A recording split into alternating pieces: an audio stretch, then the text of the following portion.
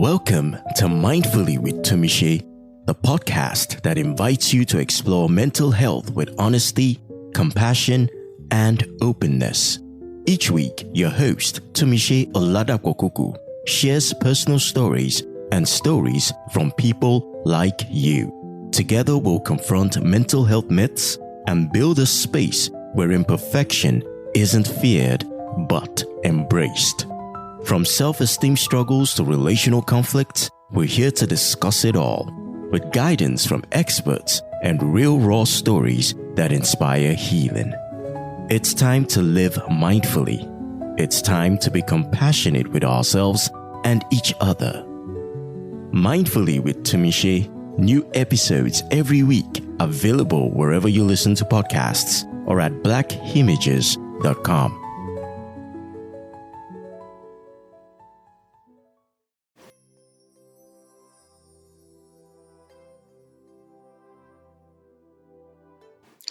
Hello, mindful partners. Welcome to Mindfully with Tumishe, the space where we pause long enough to notice ourselves and the stories we tell about the world around us. A few weeks ago, I rounded off a series on societal narcissism. At the back of my mind, I knew I had only scratched the surface, and the responses I received from listeners confirmed that. Some people wrote about grief, partners who had lost loved ones being told how they should speak about the dead, children who lost parents being told, at least you lost yours when you were already an adult, as though adulthood somehow exempts you from pain.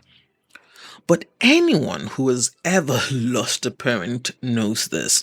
Sometimes the pain is not only about the lost self, it's about the questions that remain after the person is gone. The what ifs, the only ifs. Maybe one day we will explore that conversation fully, but not today.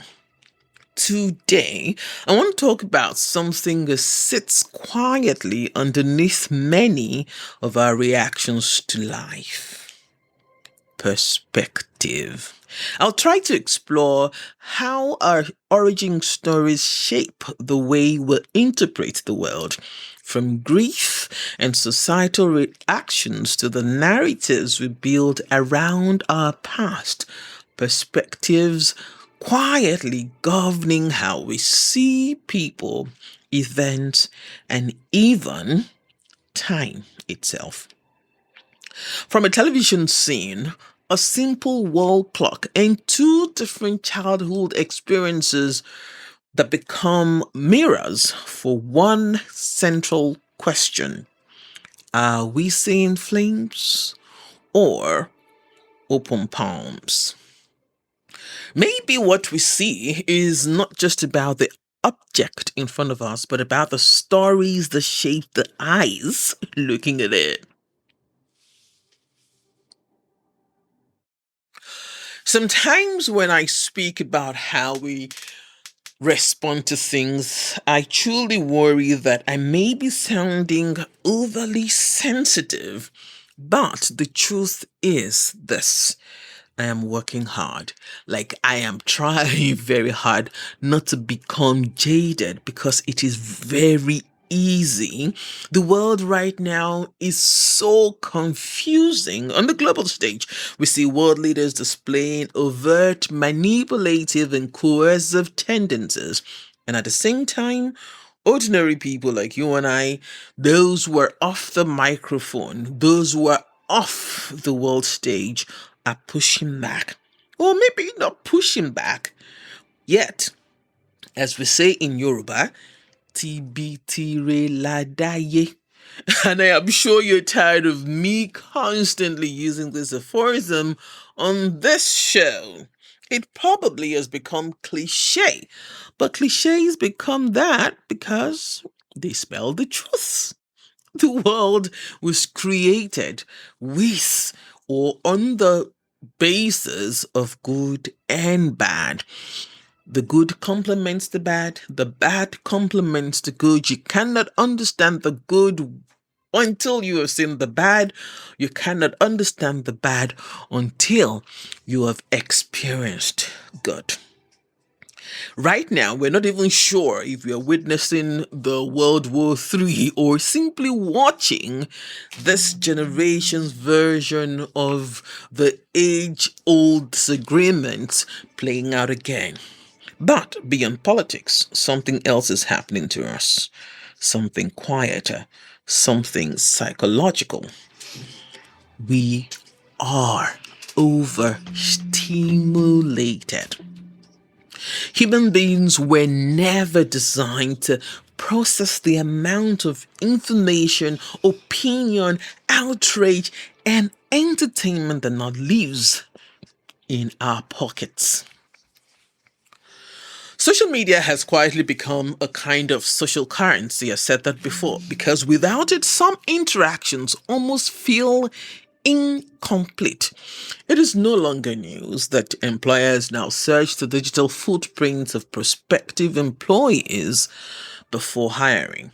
Some people protest this, and that's fair, because it feels like an invasion of privacy. But in some ways, it's simply the evolution of the old analog system of three references when applying for a job. Your social media has now become something like a public character witness. And in those digital spaces, our responses are constantly on display. Hot takes, instant outrage, opinions formed before the facts even arrive. We're watching each other live, reacting to each other live, sometimes even living through each other. It reminds me of one of my favorite metaphors. The baboon laughs at the balding ostrich, forgetting the huge bald patch on his own behind. Perspective. To try to explain how perspective shapes the stories we believe, I want to share two stories. One comes from a television series, and the other from my own life.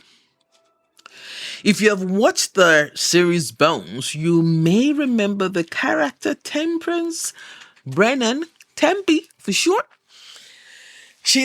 Or Bones for short, according to Booth. She's a brilliant anthropologist, exceptionally intelligent, but socially awkward. Socially, she struggles. She hides behind science because logic feels safer than emotions, safer than connection, safer than vulnerability. Her worldview is extremely precise, very black and white, until one day her mother's remains are discovered in her own laboratory, the Jeffersonian. Suddenly, the story she had told herself for years begins to collapse. There is a powerful moment between Brennan and her brother Ross when they talk about their childhood. The both live through the same family history, but the meanings they carried from that history were completely different. Listen carefully. I invite you to listen carefully to their exchange. Why Mom never came back for you during that year and a half before she died. What's your excuse, Russ? You're the one that left me.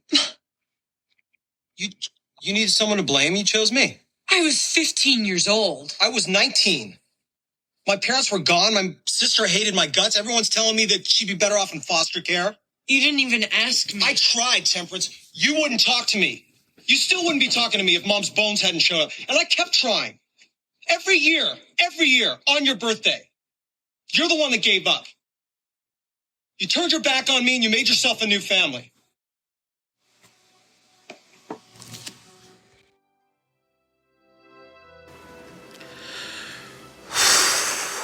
That, if you want to watch it, is season 1, episode 22, I think. Same parents, same childhood, same origin story, but two different interpretations of the same life. And both of them were right. Later in the series, Brennan says something that stayed with me, or stays with me all the time. And she says, us scientists must rely on something more human than logic. Because sometimes logic alone cannot explain the stories we tell ourselves. Now, let's move on to the second story. This one happened in 2016. I was visiting a friend, and in a house, there was this unusual clock. The clock you are now looking at on this episode's cover. When I looked at it, what I saw were flames. Tongues of fire chasing time. It looked as though fire was trying to swallow the clock. And I remember wondering, where exactly is the time running to? What will time do with all these flames chasing after it? Then my friend looked at the same clock and said something that completely changed the image for me. That moment, that is. She said, what if there are no flames? What if there are cupped arms trying to save time? Now, both of us are language students, so you can imagine the debate that followed. But that moment stayed with me for a long time, because that is exactly how perspective works. Two people can look at the same object, the same event, the same history, and see completely different meanings. This clock taught me something about perspective when I saw flames chasing time and my friend saw open palms trying to save it. The same clock, the same moment, but we had different stories. And even today, this is about 10 years after. Yes, exactly 10 years after. After all these years, I still see tongues of fire. My brain has refused to convert them into palms trying to save time. And perhaps that is another lesson about perspectives. Sometimes we can understand another person's view without abandoning our own. Let's pause for a moment. Take a slow breath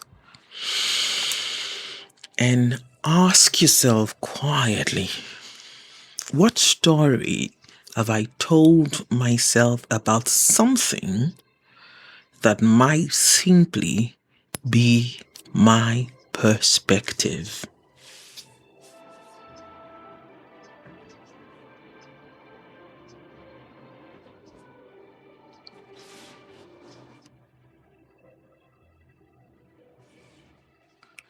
Now, back to my clock story. What stayed with me was not a debate, of course. It was the realization that two people could look at the same thing and see completely different meanings, flames or open arms. And perhaps the reason we saw different things had less to do with the clock and more, or even everything, to do with our origin stories. You see, my friend grew up in a home where positive reinforcement was the language of the house. I did not. I grew up learning how to survive and using observation as how to survive. Perhaps the clock was never just about the flames again or the palms. Maybe it was about two nervous systems shaped by two different stories. One nervous system learned to survive, the other learned to feel safe. And years later, I'm still learning that not every moment requires survival. Sometimes time is not chasing us. Sometimes it is simply waiting for us to notice it. And survival has a way of training our eyes to notice fire first, leaving you in a constant fight mode. Years later, after therapy, reflection, faith, and the practice of living mindfully, I can tell you for a fact that I am still learning that not every moment requires survival. Sometimes life and time is not burning. Sometimes it is simply waiting to be held. This is where mindfulness comes in. What mindfulness does, and this is where your journey is very real, is it slowly retrains the nervous system to live more in the present time, not survival time, not anticipatory time, just now. Which is why mindfulness practices often focus on things like breathing, noticing the body, slowing down perception. These are gently telling the nervous system, you are not being chased right now, so breathe.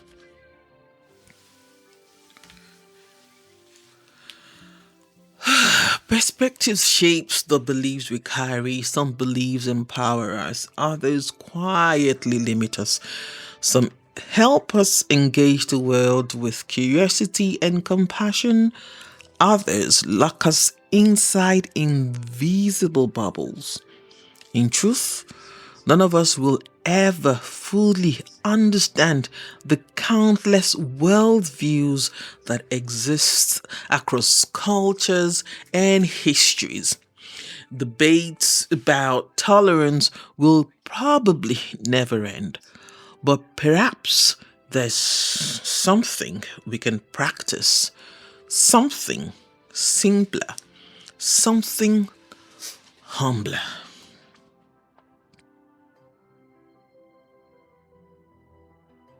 What if we approach life with what many wisdom traditions call a beginner's mind? A willingness to admit, maybe I don't know everything about the situation. Because sometimes the greatest obstacle to understanding is not ignorance, it is certainty. When what we think we know stands in the way of what might actually be true. So, the next time you find yourself reacting quickly, pause. Ask yourself a simple question. Am I seeing flames or open palms? Because sometimes the world does not change when we win arguments. Sometimes it changes when we become curious enough to question the stories we tell ourselves. If I'm being honest, I suspect many of us, especially those of us raised in environments where survival was daily language, we might see flames first. Not because we're negative people, but because our stories trained our eyes that way.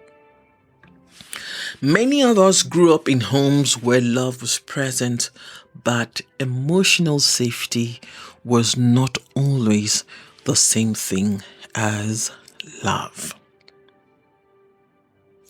Where provision existed, but tenderness sometimes struggled to find its voice.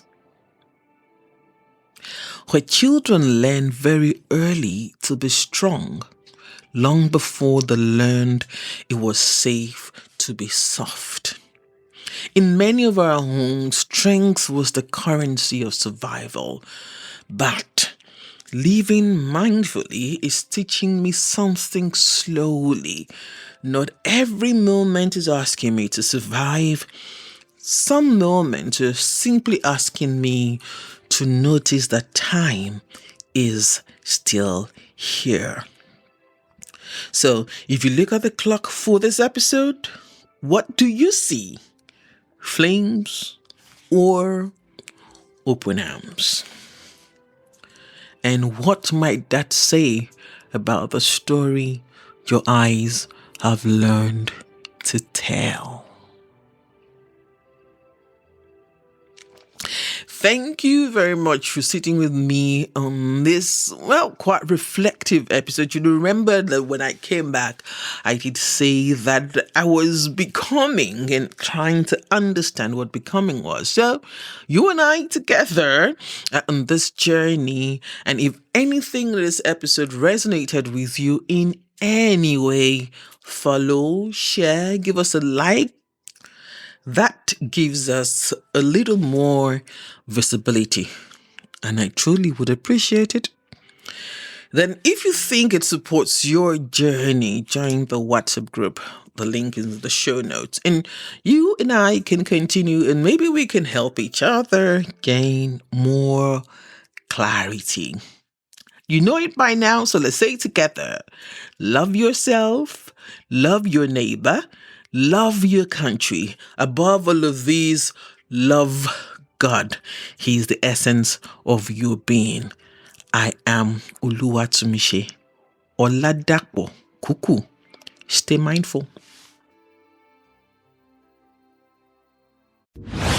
This is Mindfully with Tumishe, brought to you by Black Images.